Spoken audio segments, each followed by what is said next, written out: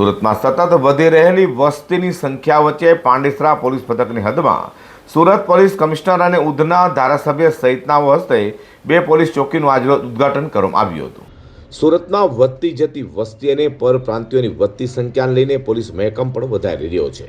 તો સુરતના પાંડેસરા પોલીસ મથકની હદમાં નાગસેનનગર અને હાઉસિંગ ખાતે બે પોલીસ ચોકીનું સુરત પોલીસ કમિશનર અનુપમસિંહ ગહેલોત અને ઉધના વિધાનસભાના ધારાસભ્ય મનુભાઈ પટેલના હસ્તે ઉદ્ઘાટન કરવામાં આવ્યું હતું।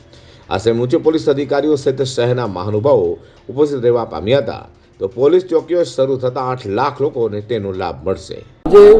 પાંડેસરા પોલીસ સ્ટેશન વિસ્તારમાં આવતા બે બહુ અગત્યના વિસ્તાર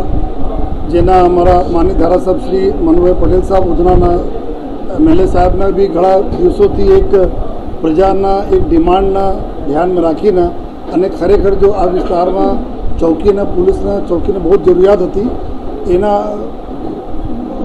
આપણા પાંડેસરા પોલીસ અને ધારાસભ્યશ્રી અને આખા જો અમારા કોર્પોરેટરશ્રીઓ એના સહયોગથી જો આજે નાગસેન નગર जो एकदम पूरा गीच विस्तार वाला जो लगभग 1.5 लाख में बस्ती ત્યાં રહે છે जो हमारा પાંડેસરા इंडस्ट्रियल जो एरिया છે એના બધા વર્કર્સ વધારે છે जो महाराष्ट्र उड़ीसा यूपी बिहार તમામ પ્રકારના जो લોકો ત્યાં રહેતા હોય છે તો એના ધ્યાનમાં રાખી અને ત્યાં વિસ્તારના રજૂઆતને ધ્યાનમાં રાખી નાગસેન નગરના આજે ચોકીના ઇનોગ્રેશન કરીને પબ્લિકના લોકાર્પણ કરવામાં આવેલા। સુરતમાં વધતા જતા વસ્તી વધારો અને તેમાં પણ અન્ય રાજ્યમાં ગુનો આચરી કેટલાક અસામરિક તત્વો સુરત આવી જતા હોય છે, ત્યારે આવા લોકો પર નજર રાખવા અને શહેરમાં કાયદો વ્યવસ્થાની સ્થિતિ યથાવત રહે તે માટે પોલીસ તત્પર હોવાનું પણ જણાવ્યું છે।